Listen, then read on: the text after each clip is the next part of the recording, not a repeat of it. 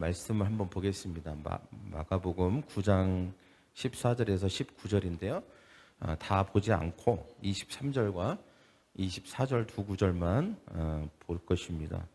23절, 24절 여러분 찾으셔야 됩니다. 마가복음 9장 23장, 23절, 9장 23절, 24절. 네. 찾으셨으면 우리가 한 목소리로 읽도록 하겠습니다. 예수께서 이르시되 할 수 있거든이 무슨 말이냐? 믿는 자에게는 능히 하지 못할 일이 없느니라. 곧 그 아이의 아버지가 소리질러 이르되 내가 믿나이다. 나의 믿음 없는 것을 도와주소서 하더라. 아멘. 오늘 말씀 제목은 기적을 위한, 한번 같이 읽을까요? 시작. 기적을 위한 입체적인 믿음 세 가지. 기적을 위한 입체적인 믿음 세 가지. 여러분 혹시 기적이 필요하신 분이 있습니까? 저는요 만족합니다. 100% 만족하고요. 필요한 게 하나도 없고 제가 뭐 생각하면 다 되고, 그래서 기적 따위는 필요 없습니다. 이런 사람도 물론 있을 수 없죠. 그러나 적어도 여기에 있는 분들은 그러지 아니라고 생각합니다. 우리가 우리의 인생을 돌아볼 때 정말 하나님의 도우심과 기적이 없으면 안 되는 일들이 굉장히 많이 일어납니다. 어쩜 여기에 있는 분들 중에는 도저히 내가 아무리 노력을 해도, 또는 의학적인 과학적인 힘을 빌린다 하더라도 이게 될까 싶은 긴가민가하고 의문이 드는 어떤 일, 또는 여러분이 뭔가를 하려고 하는데 그것이 너무 현실과 갭이 커서 정말 그 일이 일어날까, 또는 어떤 문제가 너무 커서 이 문제가 해결될까, 이런 의문이 들고, 또 그것만 생각하면 그냥 답답해지는 분들이 있다면 바로 기적이 필요합니다. 할렐루야. 하나님이 도우시는 기적이 필요한 것이죠. 그냥 우연과 행운이 아니라 하나님이 전적으로 여러분의 삶 가운데 개입하셔서 여러분을 도와주셔야 되는 것입니다. 그런 분들에게 오늘 이 말씀이 저는 꼭 필요하다고 생각합니다. 성경에 보면 그 숫자가 굉장히 많이 나와요. 그런데 우리가 성경의 숫자들 중에서 이 7이라는 숫자를 좀 알아야 됩니다. 7은 완전수입니다. 완전수. 그래서 하나님이 6일 동안 세상을 창조하시고, 그리고 마지막 날에 하나님이 쉬셔서 안식하심으로 완전한 창조를 이루었거든요.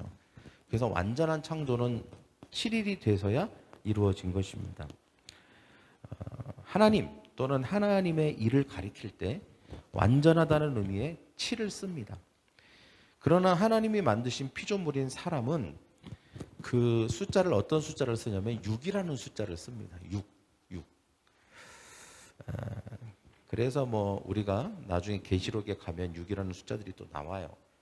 그리고 6이 반복되고 여러 6이 나올 때는 그것이 아무리 황제고 아무리 권력이 있고 부가 있어도 너는 그저 사람일 뿐이야, 이 말입니다. 사람이에요. 그냥. 왜 6이 사람을 뜻하냐면 7이라고 하는 완전수에서 하나가 부족하잖아요. 그죠? 우리는 하나님의 형상으로 창조되었습니까? 안 되었습니까? 하나님의 형상으로 창조되었죠. 그러나 하나님은 아닙니다. 하나님이 우리를 만드신 거고, 하나님이 우리의 창조주시고, 우리는 피조물이죠. 그래서 하나님이 만드신 피조물은 6이라는 숫자를 씁니다. 아무리 세상에서 엄청난 권력과 부를 가지고 있어도 사람이라면 그냥 6입니다. 다 똑같은 6이에요. 이 사람이 돈이 엄청 많으니까 7이 되는 게 아니에요. 어차피 다 6입니다. 그래서 6은 7에서 하나가 부족한 숫자다. 하나님의 형상을 가지고 있으나 사람은 결코 완전한 존재가 아닙니다. 피조물이기 때문에 부족한 존재인 것이죠. 때문에 항상 6은 7의 도움과 보호와 인도가 필요합니다. 이 말은 바꿔 말하면 사람은 불완전한 존재라는 거예요. 아무리 자기가 완벽을 추구하고 완전을 향해서 나간다 할지라도 우리는 죽을 때까지 불완전합니다. 근데 완전하신 분이 있습니다. 바로 하나님입니다. 그렇기 때문에 우리는 항상 하나님의 도움을 필요로 합니다. 하나님의 도움과 개입과 인도하심과 보호가 절대적으로 필요한 게 사람인 것이죠. 이것을 깨닫고 하나님을 믿는 사람들은 지혜로운 사람들이고, 여전히 죽을 때까지 이것을 못 깨달으면 그건 어쩔 수 없는 것입니다. 그 인생은. 여러분, 인류사에 가장 큰 사건이 하나 있었죠. 첫 번째 사건이 뭐냐면 에덴 동산에서 선악과를 따먹은 거예요. 이 사건을 저는 이렇게 좀 바꿔서 말하고 싶어요. 여러분이 처음 듣는 말일 텐데 6이 7이 되려고 한 사건입니다. 뭐라고요? 6인데 7이 되고 싶은 거야. 그 사건이에요. 6이 7이 되려고 한 사건. 이게 에덴 동산에서 선악과를 따먹은 사건입니다. 불완전한 사람이 완전한 신이 되고 싶은 거예요. 네가 이거를 먹는 순간 눈이 떠져서 하나님과 같이 되리라. 그 욕심이 생긴 것이죠. 여러분, 지금도 수많은 육들이 7이 되고 싶어 합니다. 때로는 자기가 7이라고 착각을 하고 사는 사람도 꽤나 많이 있습니다. 그러나 자신이 부족하고 능력이 안 되고 내 힘과 경험과 지식으로는 불가능하고, 그래서 그것을 깨닫고 할 때 많은 사람들은 영원히 좌절하고 포기하거나, 아니면 그때야 비로소 깨달음을 얻게 되죠. 어떤 깨달음을 얻게 됩니까? 그래, 나는 6이었지, 나는 불완전한 존재지 하고 그때 돌이켜서 7을 찾는 사람, 이 사람은 인생을 역전하고 인생의 기회를 붙든 사람이라고 할 수 있습니다. 저는 적어도 여기 있는 사람들은 그 카테고리 안에 든 사람들입니다. 할렐루야? 할렐루야? 네, 하나님의 은혜에 감사의 박수를 올립시다. 할렐루야? 네.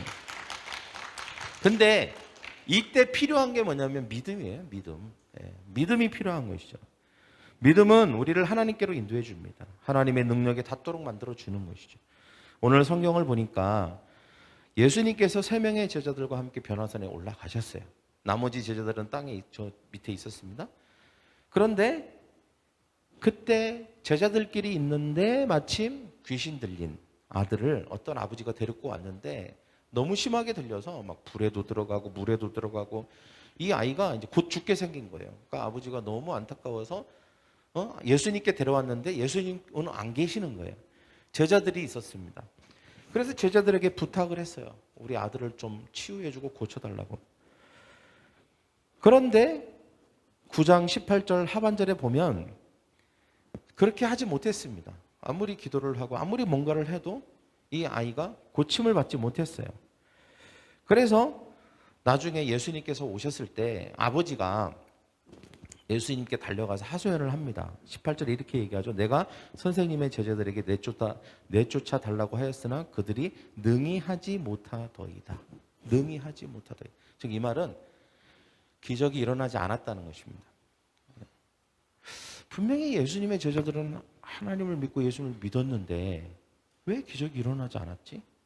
의문이 듭니다. 여러분, 우리의 인생도 그래요. 나 분명히 교회 다니고 있는데, 나 하나님 믿고 있는데 왜 기적이 안 일어나지? 나 하나님께 도움을 청하고 있는데, 나 분명히 하나님을 그렇게 믿고 있는데 왜 아무 일도 일어나지 않지? 이런 의문이 들잖아요. 그죠? 그때 예수님께서 몇 가지 행동과 말을 통해서 그 이유를 여러 가지를 얘기해 주시는 중에, 특별히 19절에 보면 믿음이 없는 세대여 내가 얼마나 너희와 함께 있으며 너희를 얼마나 참으리오, 이렇게 말씀하십니다. 믿음이 없는 세대여. 뭐가 없어서 그렇다는 것입니까? 이제 이유를 얘기하신 것이죠. 없는 게 뭐다? 믿음이다. 믿음. 믿음이 없기 때문이다. 또 그들의 아버지가 무엇을 할 수 있거든 우리를 불쌍히 여기서 도와주소서, 이렇게 얘기합니다. 할 수만 있다면 뭐라도 좀 하세요, 이렇게 얘기해요.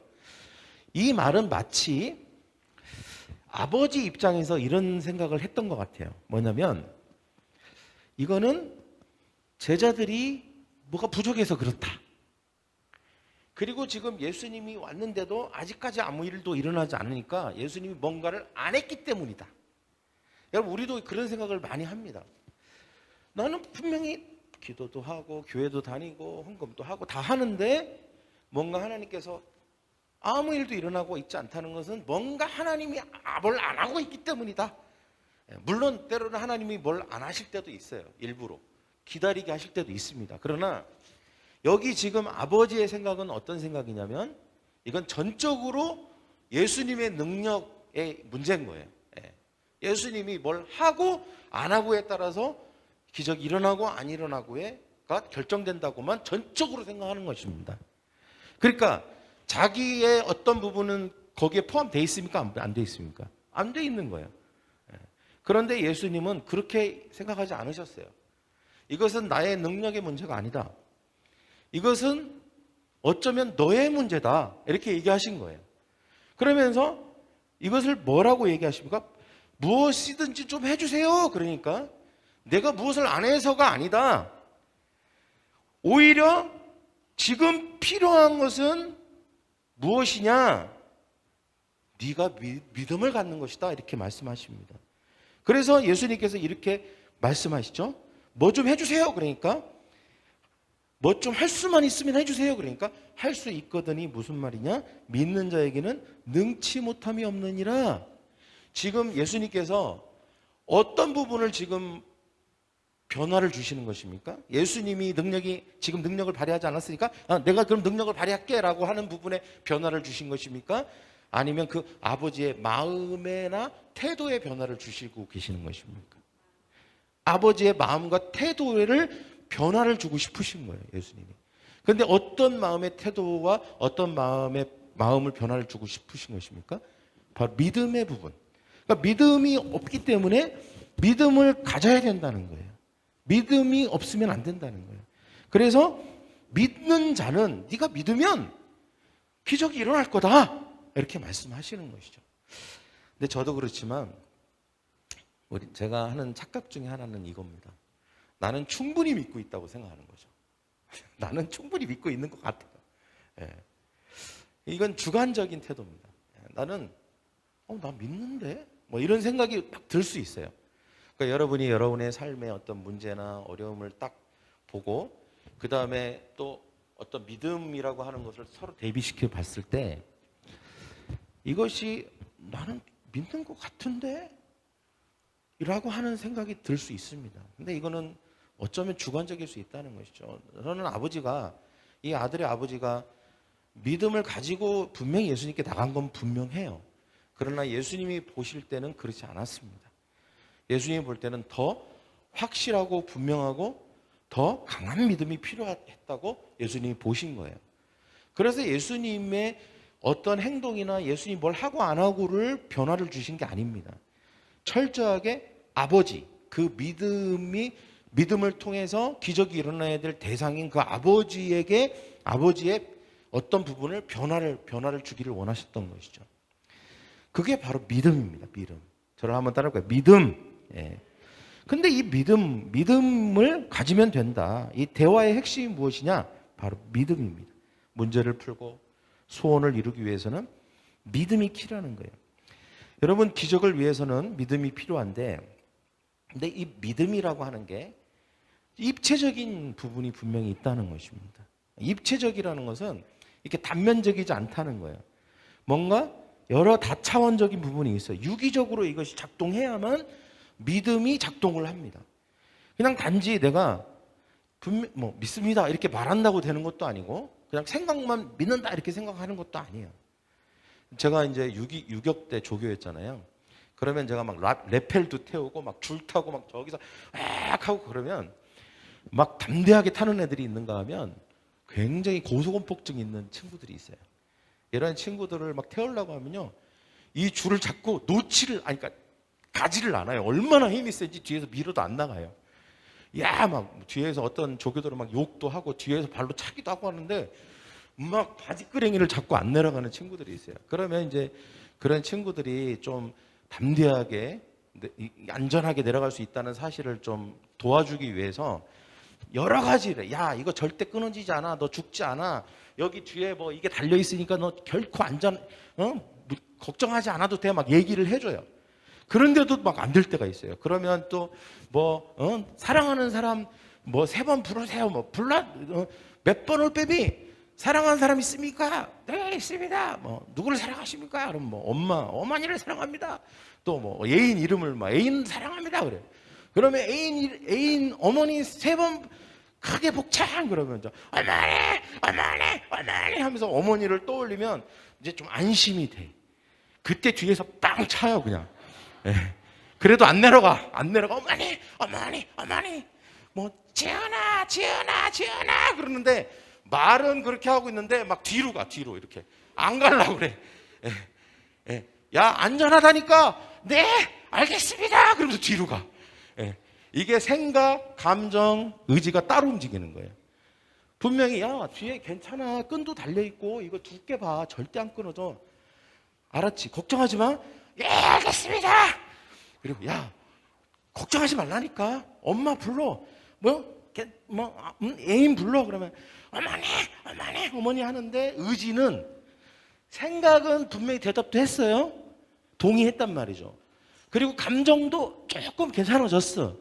근데 나의 행동과 의지는 전혀 동의할 의사가 없어. 계속 죽어도 안 나. 그런 경우는 하는 수 없이 뒤에서 발로 차요 그냥. 제가 이 얘기를 왜 드리냐면 사람은 그렇게 단순하지가 않아요. 우리가 믿음이라고 하면 그냥 믿음이 저절로 그냥 나를 완전히 사로잡힐 것 같죠. 절대 그렇지 않습니다. 사람이 믿는 것이 쉬울 수도 있지만 믿는 게 굉장히 어려울 수도 있다는 거예요.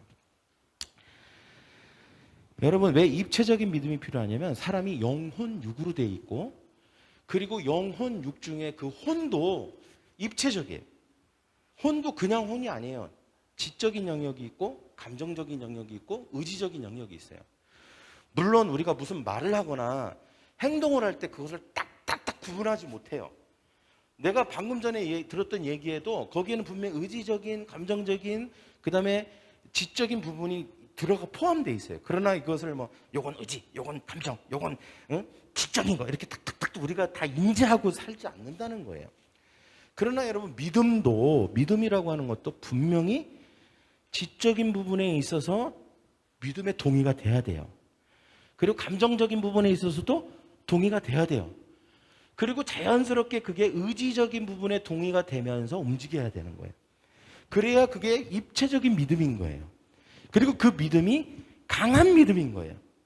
오늘 예수님께서 이 아버지, 특별히 아버지하고 관계가 굉장히 중요합니다. 제자들은 뒤로 빼고 아버지하고 관계에서 지금 예수님께서 믿음을 요구하고 계시는데 그 믿음이 그냥 단순한 믿음이 아니에요.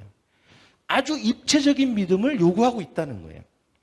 그러면 예수님이 어떻게 이 아버지를 입체적인 믿음으로 만드시는지를 한번 봐야 돼요. 이 과정을 보면서 우리도 예수님께서 이 아버지를 입체적인 믿음으로 결국은 교정을 하셔서 기적을 일으키셨거든요. 믿음이 생기니까 그 믿음 때문에 예수님이 하시는 모든 일이 효과가 생기기 시작한 거예요. 그래서 예수님은 바로 뭔가를 하지 않으셨어요.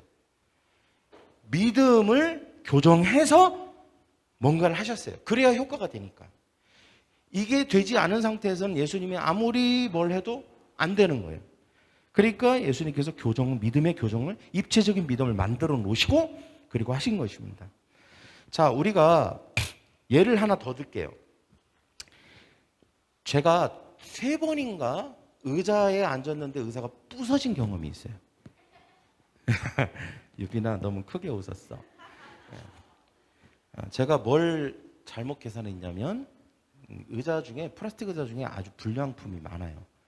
의자를 딱 앉았는데 한쪽 다리가 빡 부러지면서 넘어지는 거예요. 제가 무거워서 그런 게 아니에요. 의자가 문제였던 거죠. 하여튼 그러면 이제 저 같은 경우 그런 3번의 경험이 있기 때문에 플라스틱 의자를 앉을 때는 그냥 앉지 않습니다. 항상 플라스틱 의자는 조심해요. 제가 웬만하면 안 앉으려고 하는데 이제 의자를 앉을 때 저는 3가지가 같이 동시에 작동을 해요. 지적인, 감정적인, 의지적인. 자, 어떻게 작동을 할까요? 지적인 영역은 뭘 계산해야 돼요?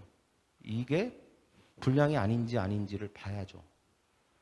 그리고 내 몸무게도 생각해 봐야 되고 이게 하중을 얼마나 받쳐줄 것인가 이런 부분들이나 여러 가지 지적인 것을 동원해야 돼요. 이 메이커가 어디 거고 그다음에 의자의 두께가 이게 너무 얇아서 내가 앉으면 부러지겠다. 아니면 이 정도는 충분히 견디겠다. 이런 걸 좀 살펴보고 그래서 지적으로 이건 괜찮겠다. 일단 생각으로 동의를 해요. 그 다음에 두 번째는 뭐냐면 정적인 부분. 내가 앉아도 이 정도면 든든하게 받쳐줄 거야. 이 든든한 마음이 일단 생겨야 돼요. 예. 내가 아무리 이런 거 저런 거 계산했는데도 그래도 불안해서 못 앉겠어. 이러면 못 앉는 거야. 근데 이제 괜찮을 거야. 3번 내가 그런 경험을 했지만 이 의자는 괜찮을 거야. 라고 하는 이게 마음의 그 감정적인 동의가 있어야 돼요. 만약에 내가 앉기만 하면 플라스틱 의자는 다 부러질 거야 라고 하는 그런 감정의 상태라면 못 앉아요. 못 앉습니다. 근데 내가 일단 마음이 안심이 돼야 돼. 그러니까 안심이 되는 영역은 어디? 감정이잖아요. 그죠? 두려움이 없어져야죠. 그러면 어떻게 해요?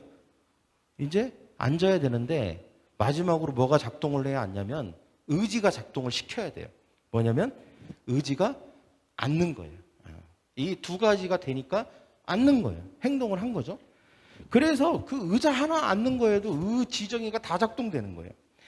여러분 우리가 하나님을 믿고 예수님을 믿고 예수님이 나에게 기적을 베푸실 거라고 하는 사실을 믿을 때도 마찬가지입니다. 지정이가 다 입체적으로 작동을 해야 되는 거예요.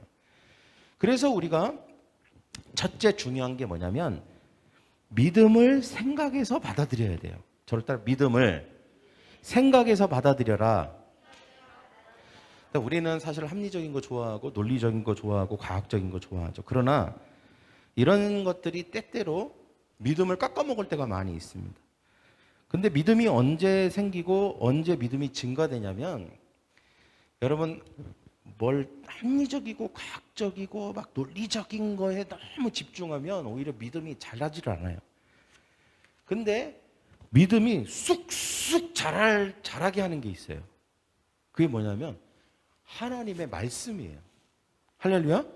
하나님의 말씀은 우리의 지식 가운데 하나님의 말씀이 들어가면 믿음을 막 자라게 만듭니다. 마치 밭에 심겨진 작물에 비료를 주는 것 같은 거예요.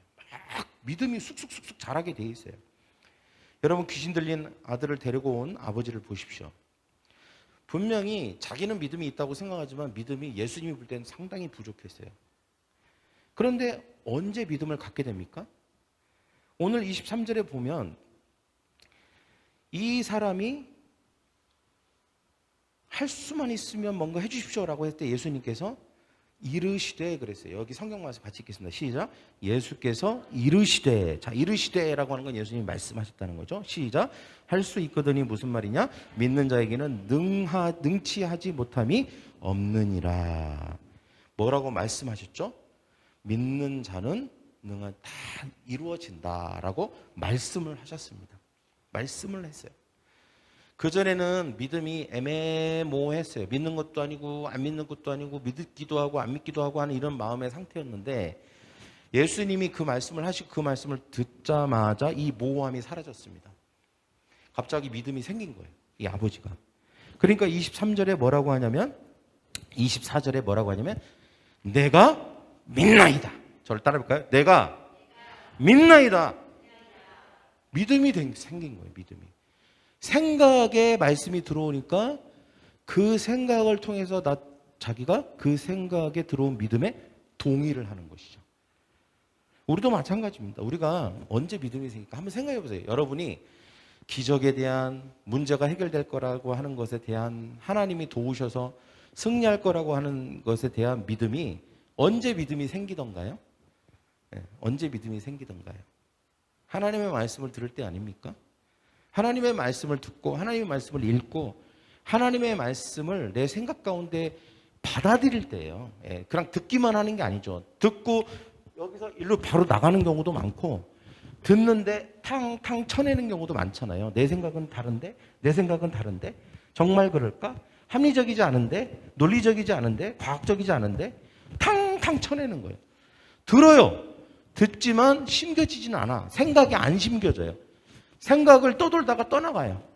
사단이 주워먹고 세상에 다른 생각이 휩쓸려 지나가 버리고 믿음의 말씀이 파도에 휩쓸리듯이 그냥 휙휙 휩쓸려 가는 거예요.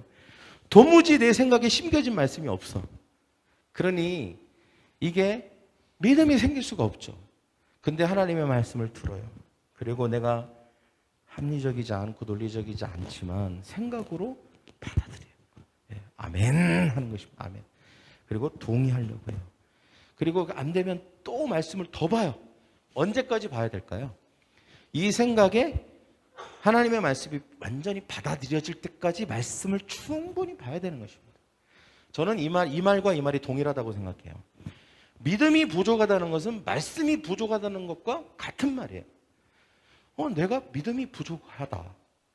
잘 안 믿어진다. 하나님이 내 삶의 문제를 해결해 주실 거라는 생각이 동의가 잘 안 된다라고 하는 것은 내가 말씀이 부족하고 말씀에 대한 동의가 안 된다는 것과도 같은 말인 것입니다. 그러면 그때 필요한 게 뭐냐? 더 많은 말씀과 더 강한 말씀이 필요한 것이죠. 더 많이 읽어야 되고 더 많이 묵상해야 되고 더 많이 동의해야 되고 더 말씀으로 내 생각을 덮어야 되는 것입니다. 할렐루야? 말씀이 부족해요. 그러니까 이 믿음도 부족해요. 믿음이 부족하면 기적이 일어나지 않아요. 그래서 우리가 말씀을 더 많이 듣고 그 말씀을 생각에 받아들여야 하는 것입니다. 많은 사람들이 기적을 보면 믿음이 생긴다고 하잖아요. 내가 가지고 있는 어떤 문제가 다른 사람에게 그 문제가 해결되면 나는 믿음을 가질 것 같아. 이렇게 생각하지만 사실 그렇지 않습니다. 예수님 시대에도 수많은 사람들이 예수님의 기적을 봤지만 그들이 다 믿음을 가진 건 아니에요. 500여 기적을 베풀고 해도 바리새인들은 하나도 믿지 않았어요. 오히려 더 많은 기적만을 원했을 뿐이고 더 많은 것을 예수님께 하라고 했을 뿐이죠. 여러분 본다고 다 되는 게 아닙니다. 요한복음 4장에 보면 보지는 않았지만 듣기만 했어도 놀라운 기적이 일어난 사건이 있어요. 사마리아 여인이 그저 예수님의 말씀을 듣기만 했습니다. 그리고 사마리아 여인이 자기 동네에 가서 사람들에게 예수님의 말씀을 전했을 뿐이에요. 그런데 모든 사람들이 다 예수님을 믿었어요. 하나님의 말씀을 듣기만 했을 뿐인데 그들 가운데 믿음이 자란 것입니다. 여러분, 하나님의 말씀은 우리의 믿음을 자라게 하는 놀라운 능력이 있는 줄 믿습니다. 여러분, 우리가 시험이 오고 환난이 오고 또 어떤 문제가 있고 아니면 이루어야 될 어떤 기적과 소원이 있다 할지라도 우리가 말씀을 우리의 생각 가운데 많이 심으면 믿음이 자라게 돼 있습니다. 그래서 로마서에도 10장 17절에도 듣는 것에 대한 중요성을 말하는 것이죠. 우리가 해야 될 게 뭘까요? 내 믿음이 흔들흔들하거나 내 믿음이 부족하다고 생각한다면 자꾸 말씀을 듣고 말씀을 읽고 해야 되는 줄 믿습니다. 할렐루야. 성경을 읽고 또 성경을 통해서 하시는 하나님의 말씀 주일 설교를 듣고 셀 모임에서 셀 리더와 또 하나님 말씀을 나누고 개인적으로 큐티하고 또 성경을 또 리시버로 듣고 운동을 하면서도 성경 말씀을 틀어놓고 항상 성경을 듣는 습관을 갖는 것입니다.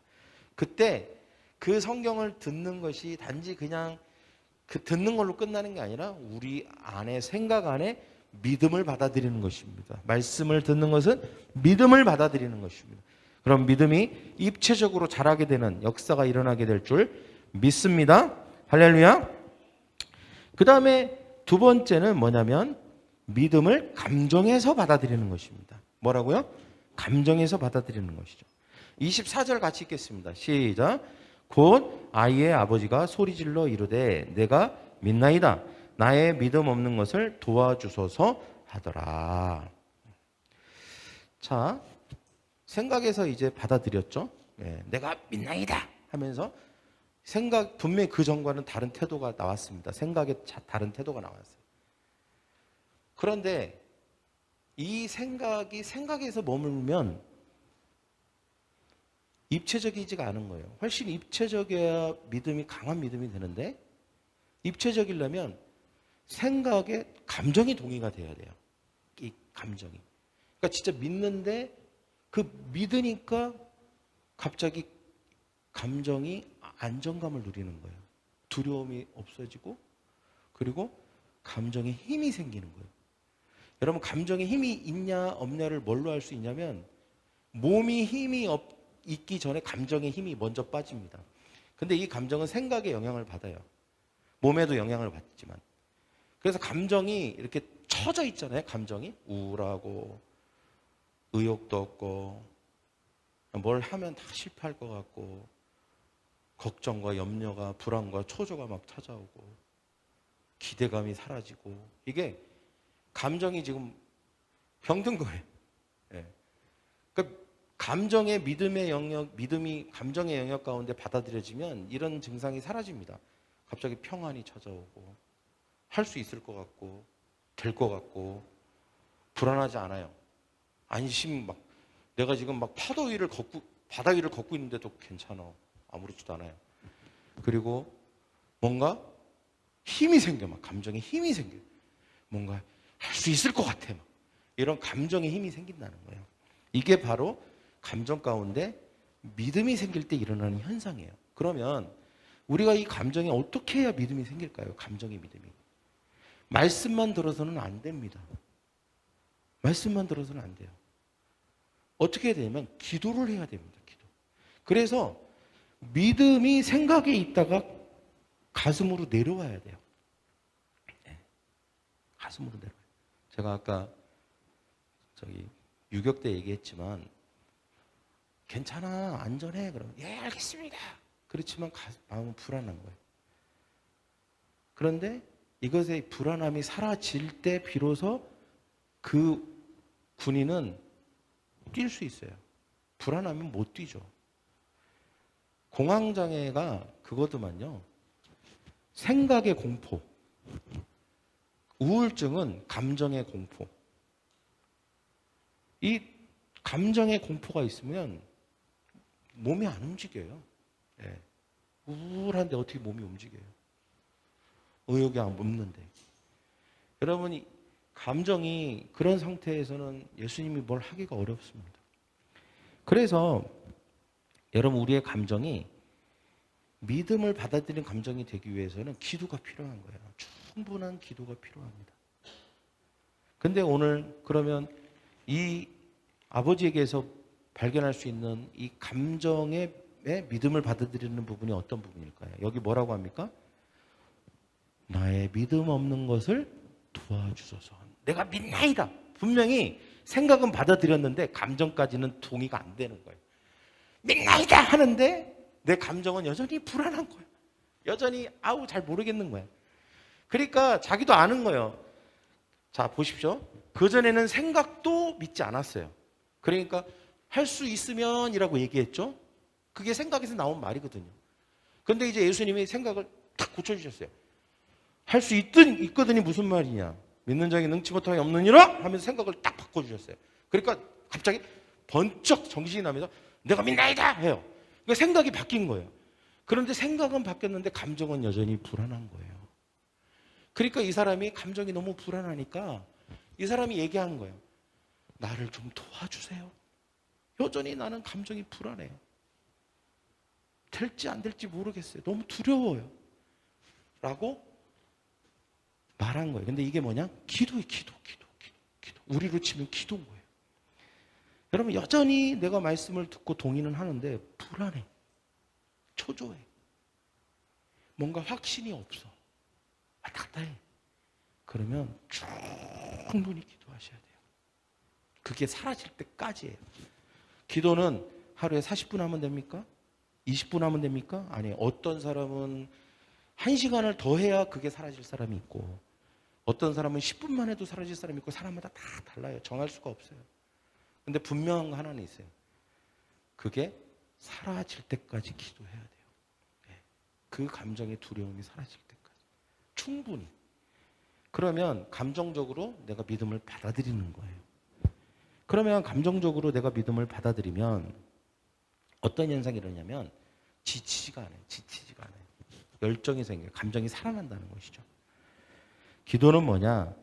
내가 말씀을 붙들고 이미 믿지만 기도하면 하나님이 내게 능력을 부어주시는 것도 있지만 내 감정에 힘이 생기는 것입니다. 그래서 나로 하여금 믿는 것을 수월하게 만들어요. 감정에 힘이 올라와서 힘들지 않게 하는 것입니다. 그래서 아까도 얘기했지만 기도는 언제까지 하는 거라고요? 감정에 확신이 올 때까지, 이 생각이 가슴으로 내려올 때까지, 뜨거워질 때까지, 그때까지 기도하는 거예요. 할렐루야. 네. 그래서 여러분 이 감정이 살아나면요 힘든 걸 모른다는 걸 어디서 알 수 있냐면 야곱이 라헬을 사랑했잖아요. 예. 감정이 라헬을 향한 뜨거운 마음을 가지고 있었잖아요.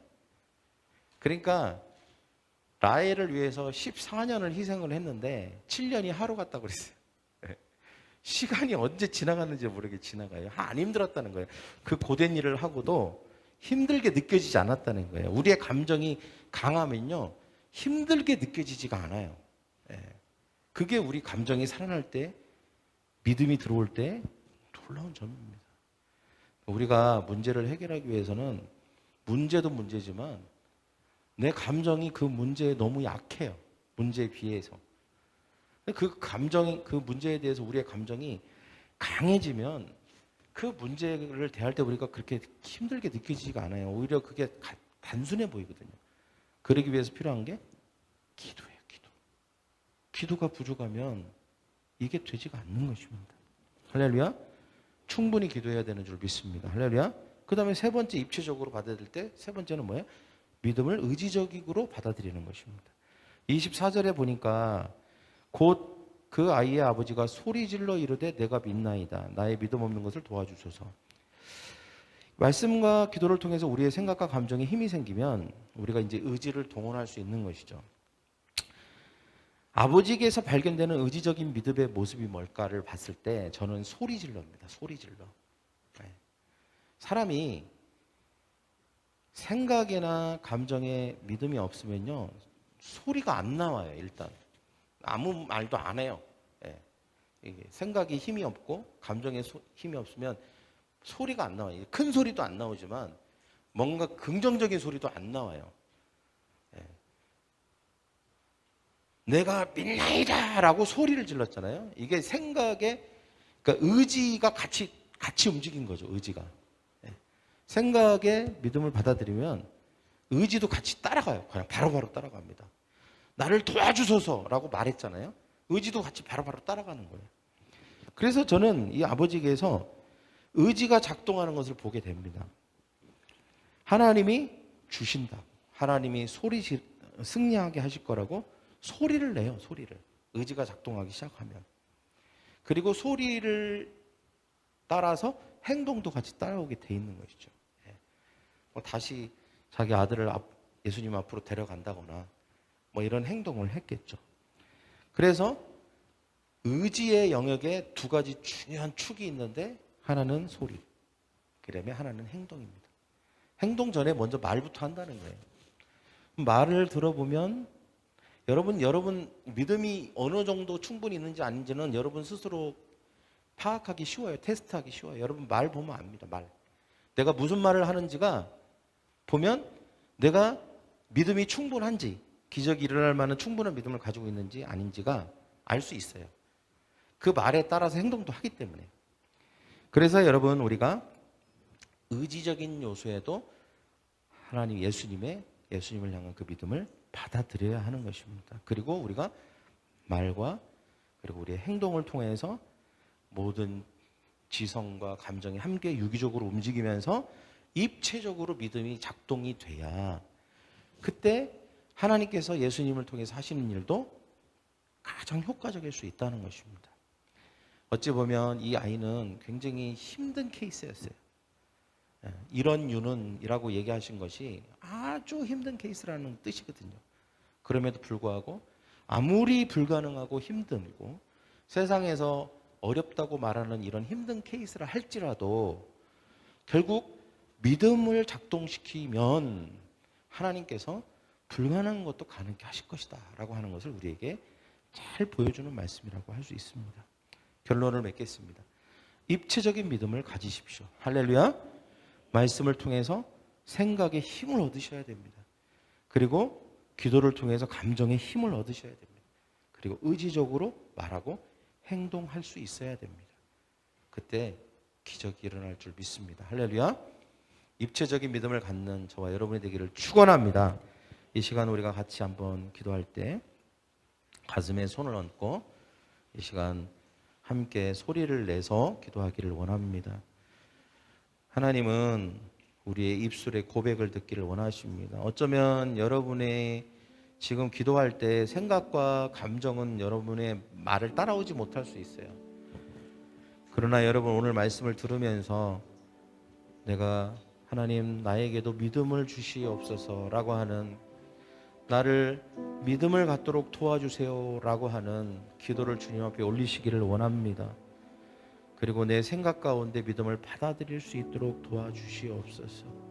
그리고 의지적으로 말하고 움직일 수 있는 입체적인 믿음도 이 아버지와 같은 믿음 나에게 주시옵소서. 이 아이의 아버지는 이런 믿음을 갖지 못했지만 그는 예수님이 교정하심으로 말미암아 그 믿음을 다 받아들였습니다. 생각 가운데, 감정 가운데, 의지 가운데 받아들임으로 그는 비로소 기적을 경험했습니다. 하나님, 우리에게도 그 기적이 필요합니다.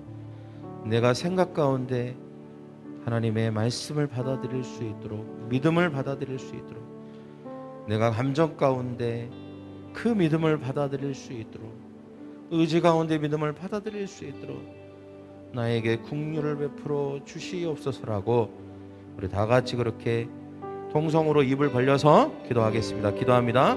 사랑하는 하나님 아버지, 주님, 그렇습니다. 하나님, 우리가 하나님 믿음을 갖기를 원합니다. 입체적인 믿음을 갖기를 원합니다. 우리는 부족합니다. 연약합니다. 우리는 사람입니다. 완전하지 않습니다. 우리는 피조물입니다. 언제나 능력이 없습니다. 그러나 하나님은 하실 수 있습니다. 하나님이 오늘 우리에게 믿음을 요구하십니다. 우리의 믿음은 부족합니다. 하나님, 내가 믿음을 갖기를 원합니다. 말씀을 통하여서 그 말씀을 내 생각 가운데 받아들임으로 하나님, 우리가 믿음을 갖게 하여 주시고, 하나님, 우리가 기도함으로 믿음을 갖도록 주님 도와주시고, 하나님, 우리가 의지 가운데 믿음을 받아들임으로 말하고 행동하는 것을 통하여서 믿음을 발휘하고 보여줄 수 있도록 주님 인도하여 주시옵소서. 하나님, 우리가 더 하나님 큰 믿음, 강한 믿음, 분명한 믿음을 갖기를 원합니다. 그래서 하나님께서 우리 삶에 일하심을 보게 하시고 기적을 경험할 수 있도록 역사하여 주시옵소서. 여러분, 입체적인 믿음을 가짐으로 기적이 일어나기를 원하시는 분들은 가슴에 손을 얹고 기도합시다. 하나님, 저에게 기적이 필요하다는 것은 부인할 수 없는 사실입니다. 저는 사람이고 피조물입니다. 부족합니다. 완전한 사람이 아닙니다. 오직 하나님만 완전하십니다. 하나님의 완전하신 사랑과 은혜와 기적이 내게 필요한데, 주님은 오늘 말씀을 통하여서 내가 입체적인 믿음을 가질 것에 대해서 말씀하셨습니다. 내가 입체적인 믿음을 가질 수 있도록 도와주시옵소서. 하나님의 말씀을 내 생각 가운데 받아들일 수 있도록 도와주시옵소서. 내가 생각의 힘을 갖기를 원합니다. 또한 우리의 감정 가운데 믿음을 받아들일 수 있도록 도와주시되, 우리가 기도함으로 그 일을 행하게 하여 주시옵소서. 그리고 우리의 의지를 통하여서 우리의 말과 행동이 예수 그리스도의 그 기적을 받아들이는, 믿음을 받아들이는 말과 행동이 되도록 도와주시옵소서. 내가 믿음이 없나이다. 믿음을 도와주시옵소서. 그래서 우리의 믿음이 자라 우리의 삶에 있는 수많은 문제들과 어려움들과 고난과 질병과 가난과 그리고 우리의 소원이 하나님 예수 그리스도의 초자연적이고 하나님의 능력으로 말미암아 기적을 경험하게 하여 주시옵소서. 감사하며 예수님의 이름으로 축복하며 기도하옵나이다. 아멘.